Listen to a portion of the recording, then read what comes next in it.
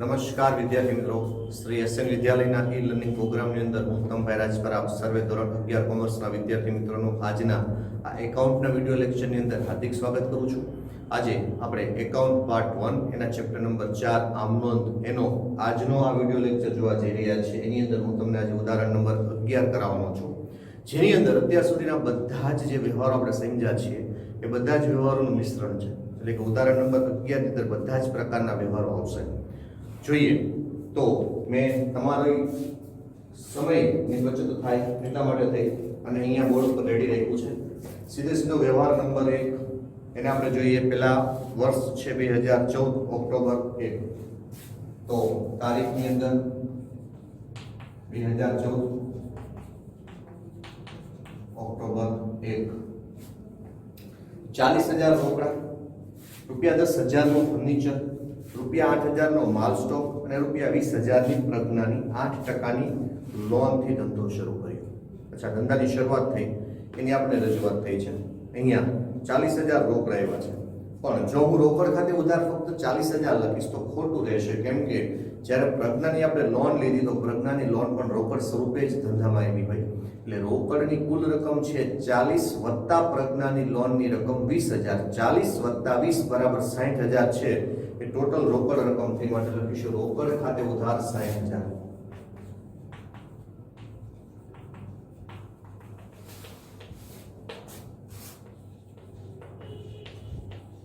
રોકડ ખાતે ઉધાર 60,000. આગળ બીજું શું છે તો કે 10,000 નું ફર્નિચર, ફર્નિચર ખાતે ઉધાર 10,000.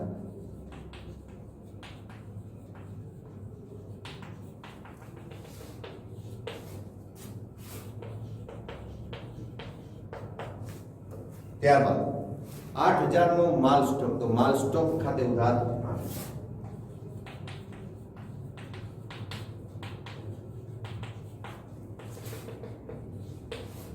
ધંધાનો માલિક જે પણ કઈ લઈ આવે છે એ બધીની મૂડી કહેવાય છે. અને જે રકમ આવે છે રોકડ આવી તો રોકડ ખાતે ઉધાર, ફર્નિચર આવ્યું તો ફર્નિચર ખાતે ઉધાર, માલ સ્ટોક લઈ આવ્યા તો માલ સ્ટોક ખાતે ઉધાર એમ. અને 20,000 ની પ્રજ્ઞાની લોન 8% ની લોન થી ધંધો શરૂ કર્યો. ઓકે, તે પ્રજ્ઞાની લોન ખાતે જમા 20,000. લોન એ પેઢી માટે દેવું છે, ચૂકવવાની બાકી રકમ છે.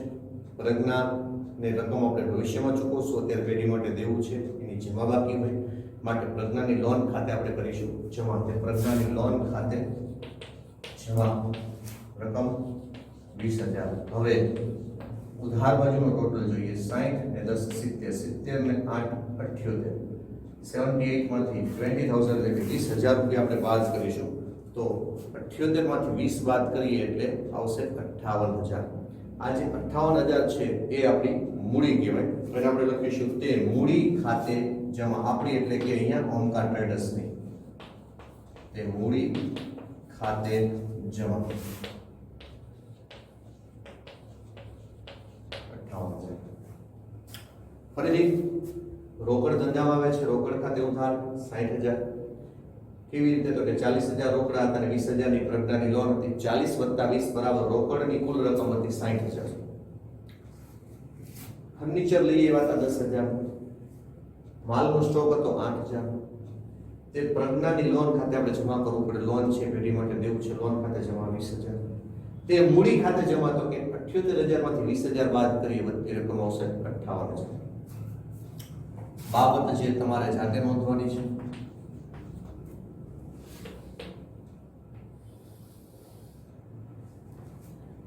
ત્યારબાદ પેઢીના મુહૂર્ત વખતે આઈસ્ક્રીમ તથા અન્ય ખર્ચ ₹3500 થયો. આના વિશે આપણે અગાઉ ચર્ચા કરી છે. એક જ સમય થતો ખર્ચ છે, એક જ વાર થતો ખર્ચ છે. આને કહીશું આપણે પરચુરણ ખર્ચ. તારીખ છે 2. પરચુરણ ખર્ચ ખાતે ઉધાર તે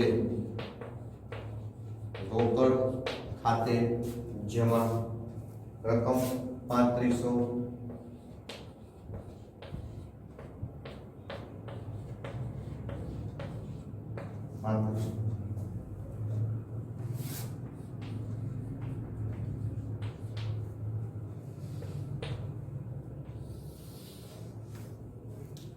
ત્યારબાદ બેંક ઓફ બરોડામાં રૂપિયા 25,000 ભરી ખાતું ખોલાવ્યું.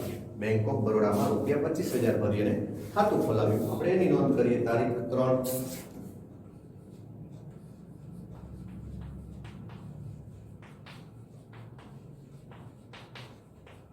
બેંક ઓફ બરોડા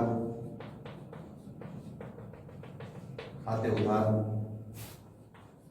જે ધંધામાંથી રોકડ જાય છે માટે તે રોકડ ખાતે જમા. કેટલા રૂપિયા મળ્યા છે બેંક ઓફ બરોડામાં? 25,000.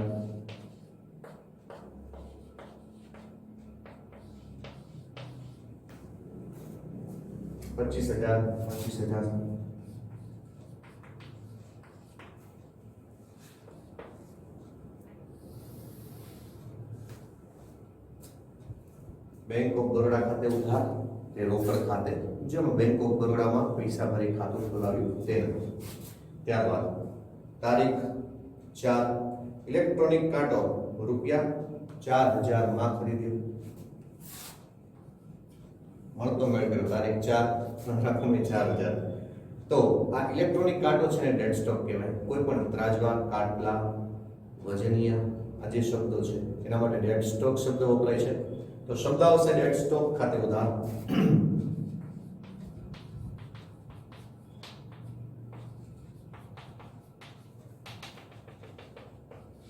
ડેડ સ્ટોક ખાતે ઉધાર તે આપણે રોકડથી ખરીદ્યો છે. જોઈ લઈએ. હા, કોની પાસેથી ખરીદ્યો એવું કંઈ કહ્યું નથી.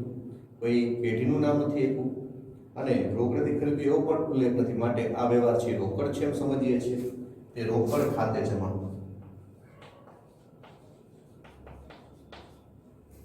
રકમ કેટલાના ત્રાજવા કાટલા એટલે કે ઇલેક્ટ્રોનિક કાંટો ખરીદ્યો છે રૂપિયા 4,000.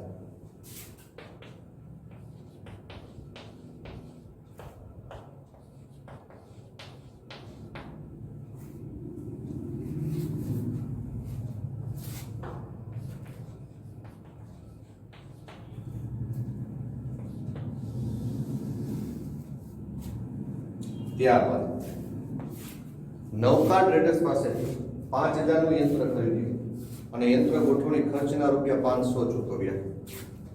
5,000 નું યંત્ર અને 500 ગોઠવણી ખર્ચના ટોટલ રકમ થઈ ગઈ આપણે 5,500. યંત્રની કિંમત આપણે પડતર કિંમતથી નોંધવાની હોય. બરાબર. પણ તમે જુઓ, નવકા ટ્રેડર્સ પાસેથી યંત્ર ખરીદ્યું એટલું જ કહ્યું. બદલામાં નવકા ટ્રેડર્સને નાણાં ચૂકવ્યા, રોકડ ચૂકવી, ચેક આપ્યો એવું કંઈ કહ્યું નથી. એટલે એનો મતલબ એવો છે કે નવકા ટ્રેડર્સ પાસેથી જે યંત્ર ખરીદ્યું છે એના નવકા ટ્રેડર્સને આપણે નાણાં ચૂકવા નથી. આપણે એટલે કે નવકા ટ્રેડર્સે નાણાં ચૂકવા નથી. તો આ વ્યવહાર ઉધાર છે. પરંતુ એની સાથે જે ગોઠવણી ખર્ચ છે 500 એ તો રોકડા ચૂકવી દીધા હોય તો એ રોકડ જશે. એટલે વ્યવહારની નોંધ કઈ રીતે થશે તમને ખ્યાલ છે. પણ તેમ છતાંય જુઓ, હું અહીં નોંધું છું. 5મા નંબર તારીખ એની છે 5. યંત્ર ખાતે ઉધાર.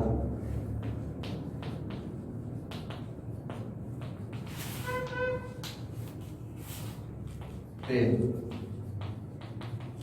નવકા ટ્રેડર્સ ખાતે જમા અને તે રોકડ ખાતે જમા. કઈ રીતે? કેટલાનું યંત્ર છે? યંત્ર છે 5,000 નું અને ગોઠવણી ખર્ચ કેટલો થયો છે? 500. 5,000 વત્તા 500 બરાબર રકમ પૂરી યંત્રની થઈ જશે કિંમત 5,500. એની અંદર નવકા ટ્રેડર્સ પાસેથી આપણે જે યંત્ર લીધું છે એની કિંમત 5,000 છે. એટલે આપણે નવકા ટ્રેડર્સ ને 5,000 ચૂકવવાના થશે ભવિષ્યમાં.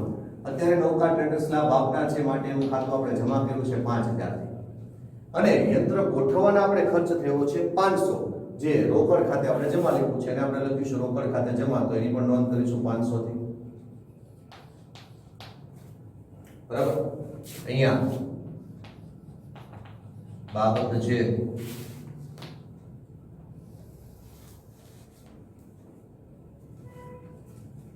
ત્યારબાદ પોઈન્ટ નંબર તારીખ નંબર 8 શિવમ ટ્રેડર્સ માંથી રૂપિયા 10,000 નો માલ 10% વેપારી વટાવે ખરીદ્યો.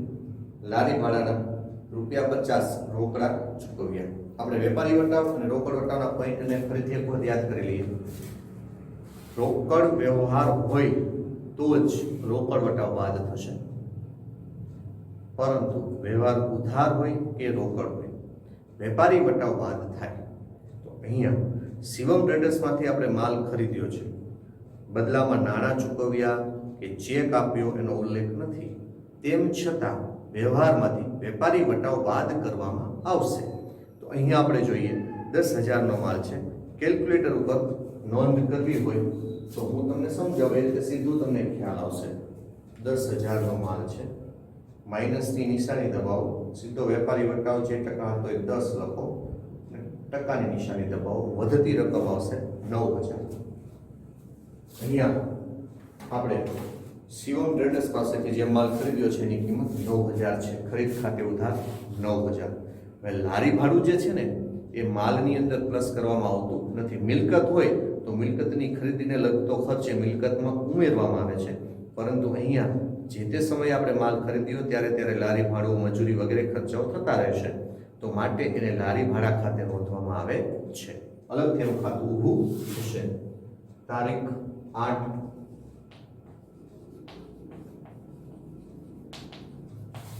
ખરીદ ખાતે ઉધાર 9,000, લારી ભાડા ખર્ચ ખાતે ઉધાર અથવા તો લારી ભાડા ખાતે ઉધાર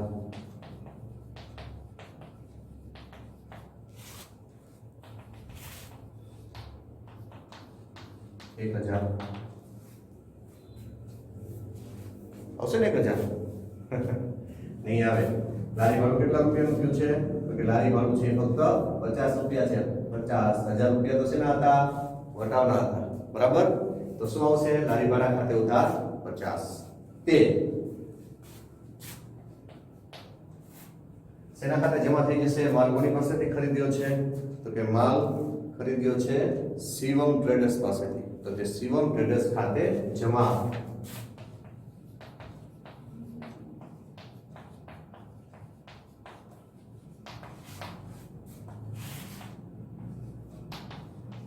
અને લારી ભાડું છે એ રોકડથી ચૂકવવું હોય તો તે રોકડ ખાતે જમા.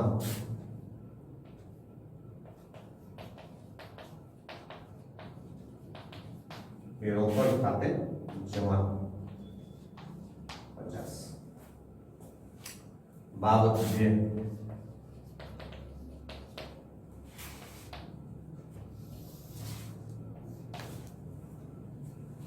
ફરીથી કહું છું, 10,000નો માલ હતો, શિવમ ટ્રેડર્સ પાસેથી 10% વેપારી વટાવે ખરીદ્યો, વ્યવહાર ઉધાર છે, બદલામાં નાણાં ચૂકવ્યાનો કોઈ ઉલ્લેખ નથી, પણ માલ ખરીદતી વખતે ₹50 લારી ભાડું ચૂકવું છે.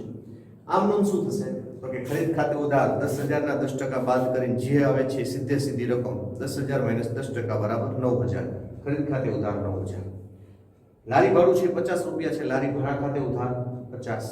તે શિવમ ટ્રેડર્સ ખાતે જમા. શિવમ ટ્રેડર્સ ખાતે જમા કેટલી રકમ આવશે? જે ખરીદીની રકમ છે તે ખરીદ ખાતે ઉધાર કર્યું એ જ 9,000. કેમ કે શિવમ ટ્રેડર્સને આપણે 9,000 જ ચૂકવવાના છે, એની પાસે એટલી જ રકમનો પેઢીએ લાભ પ્રાપ્ત કર્યો છે. અહીંયા જે લારી ભાડું છે રોકડમાં ગયું છે તો તે રોકડ ખાતે જમા 50.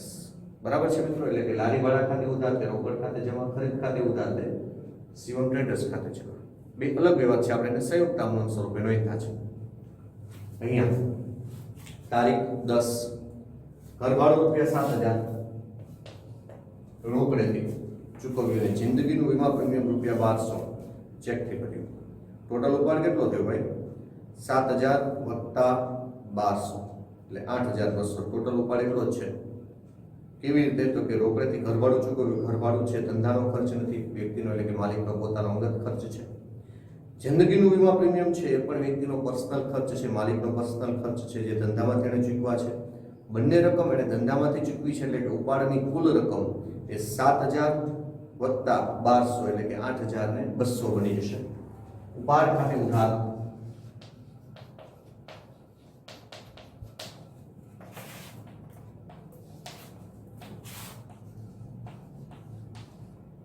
8,200.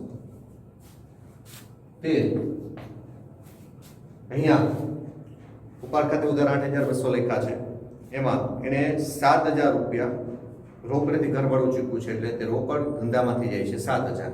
તો તે રોકડ ખાતે જમા, એ ઘરભાડા ખાતે ન લખાય. જે તે ખર્ચ એને પર્સનલ કર્યો છે, કોઈ ખર્ચનો ઉલ્લેખ નથી કરવાનો. એના કારણે રોકડ જાય છે તો રોકડ, અને બેંકમાંથી સિલક ઘટે છે તો બેંક. જે નોંધ થશે એ થશે. બેંકમાંથી સિલક ઘટે છે ત્યારે બેંક ખાતે જમા કરીશું. રોકડ સિલક ધંધામાંથી જાય છે ત્યારે રોકડ ખાતે જમા કરીશું. તો અહીંથી રોકડ ખાતે જમા.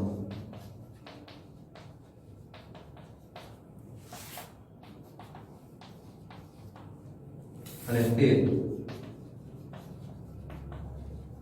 બેંક ખાતે જમા.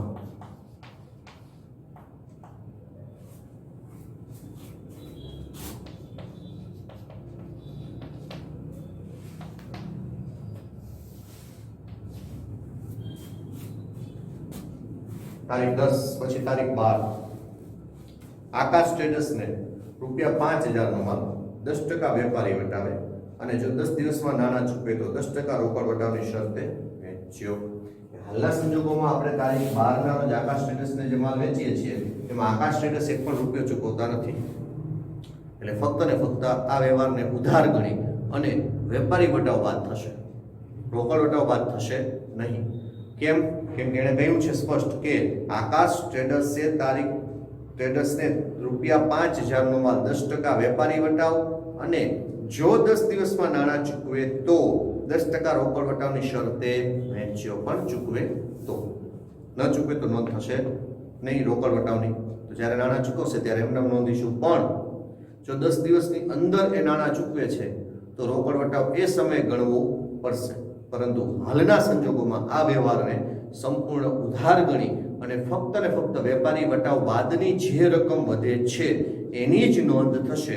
તો આપણે જોઈએ આકાશ ટ્રેડર્સ પાસેથી, આકાશ ટ્રેડર્સને આપણે માલનું વેચાણ કર્યું છે તો આકાશ ટ્રેડર્સ ખાતે ઉધાર, તે વેચાણ ખાતે જમા. તારીખ 12.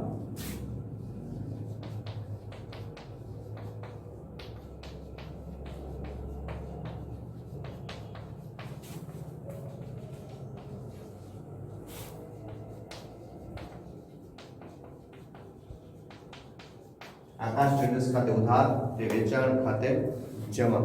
અચ્છા, કેટલી રકમ છે? 5,000 ના 10% બાદ કરીએ 500, એટલે કેટલા વધશે? 45.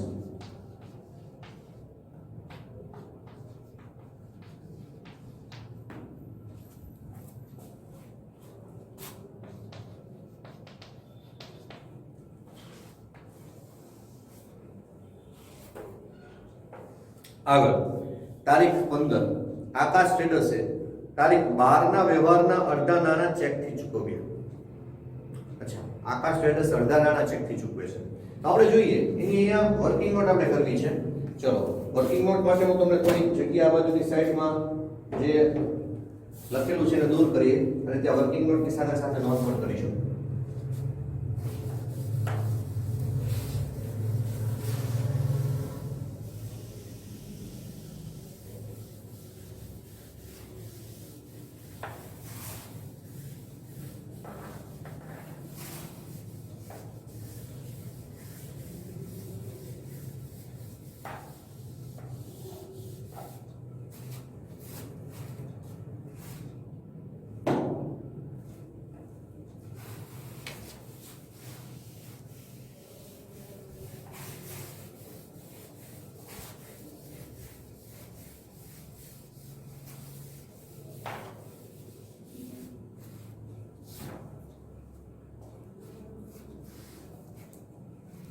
વર્કિંગ નોટ જોઈએ આપણે.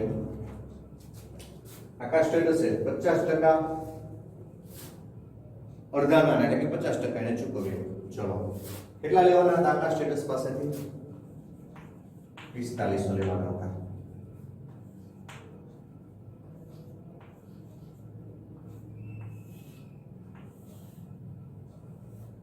પિસ્તાલીસો ના 2 ભાગ કરીએ. 2250. આકાશ ટ્રેડર્સે આપણને 2250 ચૂકવ્યા નથી, લાને ડોર નથી, અને અડધા એટલે 2250 ચૂકવ્યા. એટલે 2250 એ આપશે નહીં. એની અંદરથી એ વેપારી વટાવ તો બાદ થઈ ગયો તો રોકડ વટાવ બાદ કરશે. તો આપણે એની નોંધ કરીએ. અને અલગ નોંધીએ 2250. તો અહીંયા રોકડ વટાવ કેટલા ટકા રોકડ વટાવ આપણે બાદ કરી દેવાનો છે. તો વ્યવહારની અંદર કીધું તો તારીખ 21 ના તારીખ 12 ના રોજ થયેલા વ્યવહારની અંદર કે 10% રોકડ વટાવની શરતને વેચો તો 10 દિવસમાં નાણાં ચૂકવે તો એટલે 10% રોકડ વટાવ થશે. 2250 ગુણ્યા 10 અને ટકાની નિશાની 225.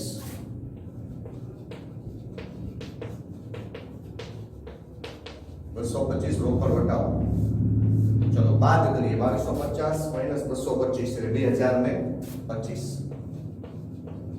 આકાશ સ્ટેટસ આપણને રોકડા ચૂકવશે આટલી 2025. એટલે આમનું શું થશે એ જોઈએ. આપણને રોકડા આપે છે, આપણે નોંધ કરીશું તારીખ.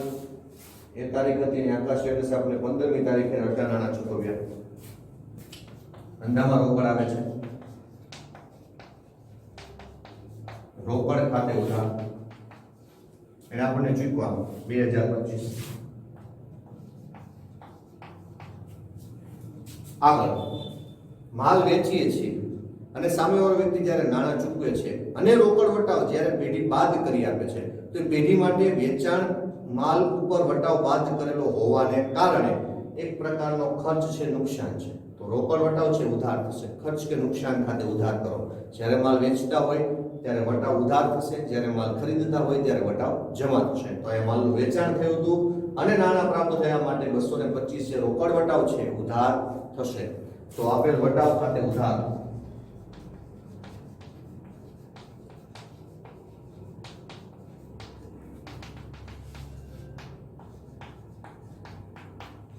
કે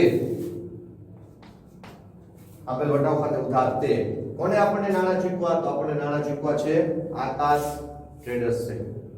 તો તે આકાશ ટ્રેડર્સ ખાતે જમા.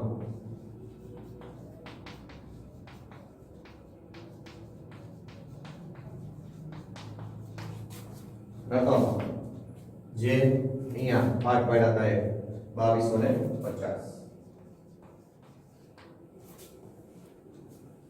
ફરીથી આકાશ સ્ટેટસ ને આપણે માલ વેચ્યો તો એના નાણાં એને આપણને 15 તારીખે અડધા ચૂકવા. તો આકાશ સ્ટેટસ ને માલ વેચેલો તો ₹4500 લેવાના થતા 10% વેપારી વટાવ બાદ કર્યો હતો. એટલે 10% વેપારી વટાવ બાદ કરીને 4500 ની જે રકમ હતી એના આપણે 50% કર્યા તો એના 50% થતા હતા 2250 અને 2250 એમણે 2250 ચૂકવા એવું કહ્યું. તો કે 2250 પૂરા ન ચૂકવે એને પણ શરતિયાત છે એમ કે 10% રોકડ વટાવ હવે બાદ કરી આપો. એટલે બાદ કરીને જે નાણાં આપે તો કેટલા બાદ કરીને નાણાં આપ્યા છે? તો કે 2025 આપ્યા છે. ધંધાના ચોપડામાં નોંધ કેવી રીતે થશે? તો ધંધાના ચોપડામાં નોંધ એમ થાય કે રોકડ એની પાસેથી કેટલી બીજી એવી લખવાનું છે 2025 વટાવ બાદ કર્યા પછી રોકડ ખાતે ઉધાર 2025. 10% રોકડ વટાવની રકમ નથી પ્રાપ્ત થઈ, રોકડ વટાવ 225. તો આપેલ વટાવ ખાતે ઉધાર 225. તે કોના પાસેથી નાણાં મળ્યા? તો કે આકાશ સ્ટેટસ પાસેથી. તે આકાશ સ્ટેટસ ખાતે જમા 2250. બરાબર મિત્રો? ચલો આગળ અહીંયા બધું નોંધ કરું છું.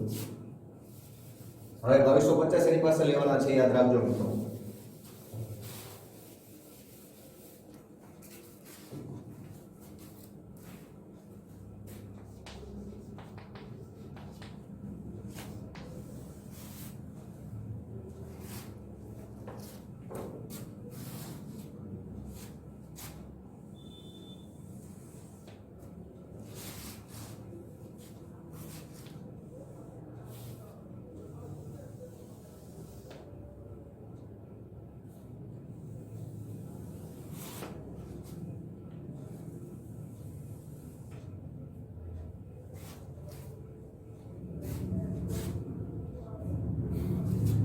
તારીખ 18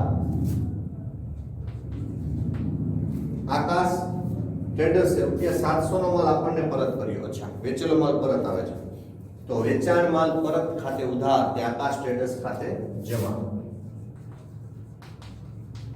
વેચાણ માલ પરત ખાતે ઉધાર વેચેલો માલ પાછો આવે છે એટલે વેચાણ માલ પરત ખાતે ઉધાર કોના તરફથી આવ્યો? તો કે આકાશ. તો કે આકાશ ટ્રેડર્સ ખાતે જમા. કેટલાનો માલ પરત આવ્યો છે? તો કે ત્યાંથી 700 નો માલ પરત આવ્યો. વેચાણ માલ પરત ખાતે ઉધાર કે આકાશ એડ્રેસ ખાતે જમા 700.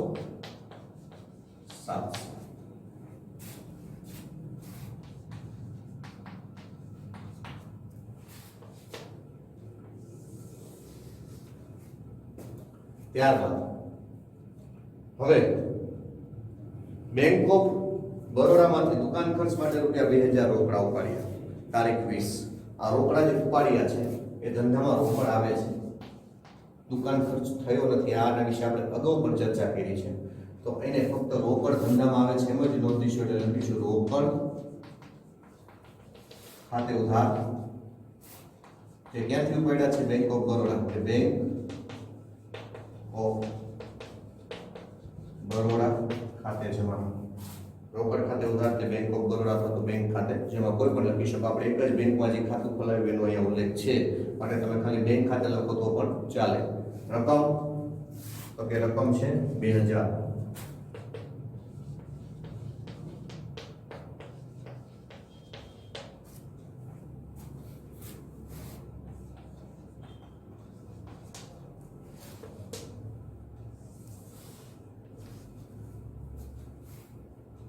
તારીખ 21.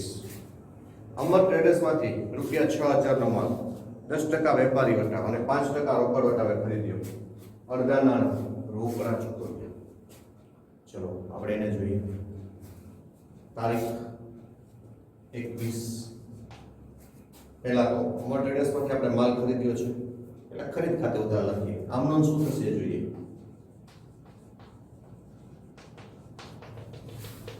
ખરીદ ખાતે ઉધાર. હવે હું તમને આને એક ઓરલી સમજાવવાનો પ્રયત્ન કરું. કેલ્ક્યુલેટર તમારી પાસે રાખજો. જેમ હું બોલતો જોઉં એને આપણે જોતા જઈએ કે 6000 નો માલ એને 10% વેપારી વટાવ અને 5% રોકડ વટાવ ખરીદ્યો છે. બરાબર? તો પહેલા તો અહીંયા રોકડ વટાવ એ પછીનો પ્રશ્ન છે. ખરીદ કરતા હોય ત્યારે ખરીદ ખાતે જ ઉધાર થશે. વટાવ ખાતે જમા થઈ જશે. રોકડા ચૂકવાશે તો રોકડ ખાતે જમા થઈ જશે. ચૂકવવાના બાકી હશે તો એ વ્યક્તિ ખાતે જમા થઈ જશે. માનો કે ખરીદી સિવાય કોઈ રકમ ઉધાર થવાની નથી.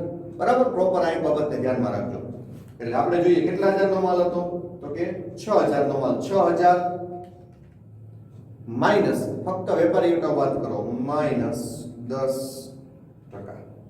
રકમ કેટલી આવી? 5400. એને આપણે માલ ખરીદેલો છે ભાઈ 6000 નો. 10% વેપારી વટાવની બાદ રકમ થઈ ગઈ 5400. આપણે લખીએ ખરીદ ખાતે ઉધાર 5400. હવેનો પોઈન્ટ જુઓ. જે રકમ લખી હતી એમાં લખ્યું હતું કે અડધા નાણાં રોકડા ચૂકવ્યા. એટલે અહીંયા વ્યવહારમાં એમ સમજો કે અડધા નાણાં રોકડા ચૂકવ્યા હોય તો અડધા રોકડા ચૂકવ્યા નથી. એટલે કે અડધું ચૂકવવાની રકમ બાકી છે. તો જે રકમ ચૂકવવાની બાકી છે એટલી રકમનો આપણને અમર ટ્રેડર્સ લાભ આપે છે. તો એ રકમ જે ચૂકવવાની બાકી છે એટલી રકમથી એનું ખાતું જમા કરીશું. તે અમર ટ્રેડર્સ ખાતે જમા. અચ્છા 5400 ના અડધા એટલે 5400 છે એના અડધા. અડધી રકમ એટલે અડધા ભાગ્યા 2. એને બે પાર્ટમાં ડિવાઈડ કરી નાખ્યા. બે પાર્ટ છે સરખા છે 2700. અહીં નોંધું છું અમર ટ્રેડર્સ ખાતે જમા છે. ચૂકવવાની રકમ પણ 2700 અને ચૂકવેલ રકમ છે એ પણ 2700 થશે. પણ કઈ રીતે? તો કે પૂરા 2700 આપણે ચૂકવીશું નહીં. કેમ કે આપણને એવું કહ્યું છે કે અમર ટ્રેડર્સ પાસેથી 6000 નો માલ 10% વેપારી વટાવે બાદ કરે એટલે 5400 વધ્યા અને 5% રોકડ વટાવે ખરીદ્યો. અડધા નાણાં રોકડા ચૂકવ્યા. રોકડ વટાવે ખરીદ્યો છે. અચ્છા રોકડ વટાવે ખરીદ્યો તો રોકડ વટાવે બાદ કરવો પડશે ને. તો 2700 જે છે અડધી રકમ રોકડ ચૂકવી એના ઉપર જ રોકડ વટાવ બાદ થાય. તો 2700 જે છે એના 5% આપણે કાઢીએ તો 2700 ગુણ્યા 5% 135 તે મળેલ વટાવ ખાતે જમા 135. અને હું જેવી રકમ માઈનસ બરાબર કરીશ એટલે પ્રાપ્ત થતી રકમ 2565 જે આપણે એને રોકડા ચૂકવા છે તે મળી જશે. તે રોકડ ખાતે જમા 2565. બરાબર? ફરીથી સમજાવું. રકમ 6000 હતી, 6000 નો માલ 10% વેપારી હતા, પેલા તો આપણે ખરીદ્યો. રોકડ વટાને આપણે સાઈડમાં મૂકી દઈએ અત્યારે. તો 6000 માઈનસ 10%, ખરીદ ખાતે ઉધાર 5400 લખી નાખવાના. એમાં આપણે એવું કહ્યું કે અમર ટ્રેડર્સ પાસેથી માલ ખરીદેલો હતો અને અડધા નાણાં આપણે રોકડા ચૂકવા, એટલે એનો મતલબ પહેલા તો એવો થયો કે અડધા નાણાં ચૂકવા નથી. તો સીધે સીધું ભાગ્યા 2 કરો, 2700 આવશે. આ જે 2700 આવ્યા ભાગ્યા 2 કરતા, એ 2700 જે છે એ ચૂકવવાના બાકી છે, તે અમર ટ્રેડર્સ ખાતે જમા. બાકીના ઉપર આપણે એમ કહ્યું હતું કે અડધા નાણાં રોકડા ચૂકવી અને 5% રોકડ વટાવ આપણને પ્રાપ્ત થયો છે. તો અડધા નાણાં એટલે 2700 જ થશે. તો 2700 એના 5% તો ગુણ્યા 5%, 135 મળેલ વટાવ. નાણાં ચૂકવે ત્યારે વટાવ પ્રાપ્ત થાય. મળેલ વટાવ ખાતે જમા 135, તે રોકડ ખાતે જમા માઈનસ બરાબર 2565. આટલા નાણાં રોકડા ચૂકવા. ત્યારબાદ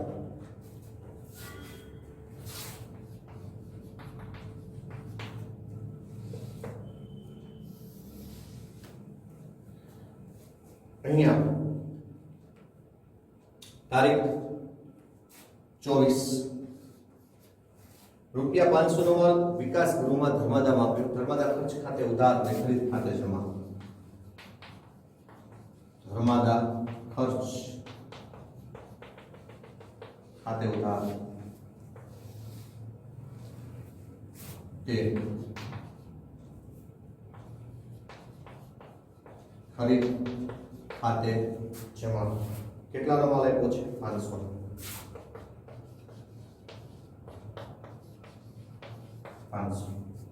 ત્યારબાદ નમૂના તરીકે રૂપિયા 750 નો માલ મફત વહેંચ્યો. એની બાબત જે શબ્દ હું લખું છું એ તો તમે જાતે લખો છો, એમાં લખવાની છે. અચ્છા, તારીખ 25 નમૂના તરીકે રૂપિયા 750 નો માલ મફત વહેંચ્યો. નમૂનો એટલે કે જાહેરાત ખર્ચ. નમૂના તરીકે માલ મફત વેચીએ છીએ, જાહેરાત ખર્ચ જ કહેવાય. જાહેરાત ખર્ચ ખાતે ઉધાર તે ખરીદ ખાતે જમા. માલ ગયો છે, રોકડ ગયો તો રોકડ ખાતે જમા લખે.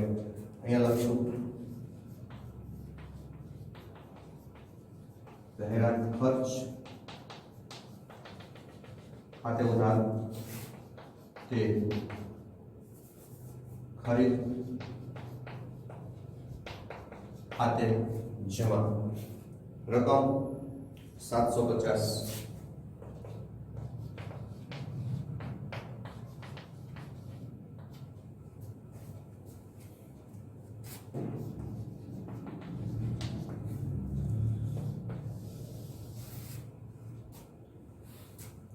ત્યારબાદ હજી આપણો વ્યવહાર બાકી છે. આજનો દાખલો સૌથી મોટો દાખલો છે. હવે આ બાજુના જે પોઈન્ટ છે એને હું દૂર કરું છું.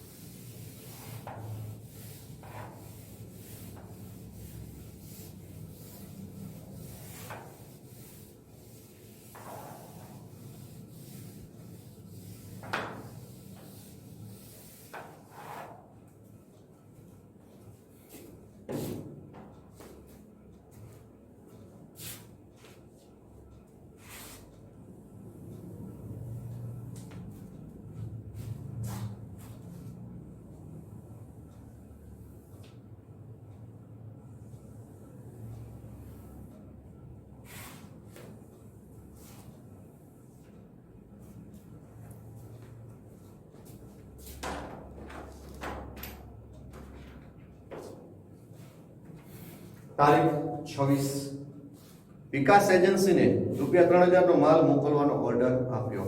આ ઓર્ડર જે આપીએ છીએ એ વિનાર્થિક વ્યવહાર કહેવાય, એની નોંધ ન થાય.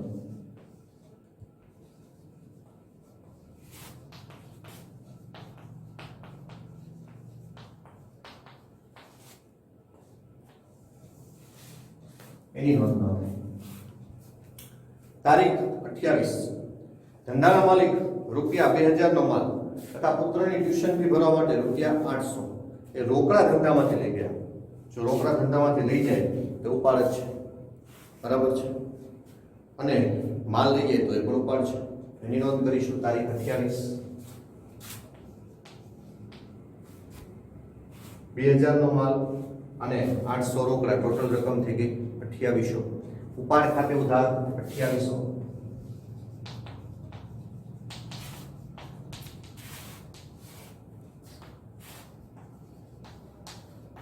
તેલ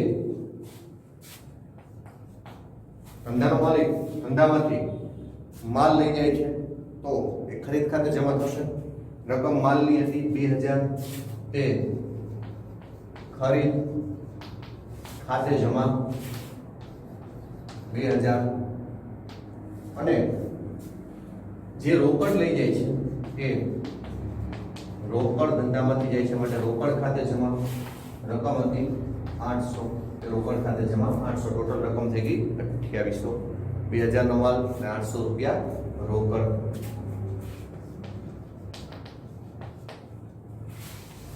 બાબત છે. પછી તારીખ 31, પ્રજ્ઞાની 8% લોન પર 3 માસનું વ્યાજ ચૂકવ્યું. પછી તારીખ 31 આપણે વ્યાજ ચૂકવ્યું છે એની ગણતરી કરવી પડશે. પ્રજ્ઞાની 20,000 ની લોન હતી. પહેલો વ્યવહાર હતો કે 20,000 ની 8% લોન. પછી 20,000 ગુણ્યા 8% આખા વર્ષનું વ્યાજ થાય. આપણે 3 માસના વ્યાજની વાત છે, એટલે કે 3 માસનું વ્યાજ ચૂકવ્યું તો 20, ફરીથી કહું છું 20,000 ગુણ્યા 8%, એટલે કે આખા વર્ષનું 12 માસનું વ્યાજ છે.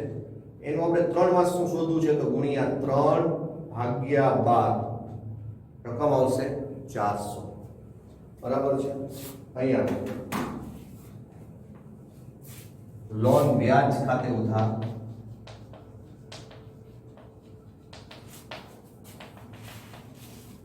રકમ 400, તે રોકડ ખાતે જમા રકમ 400. લોન વ્યાજ ખાતે ઉધાર, તે રોકડ ખાતે જમા.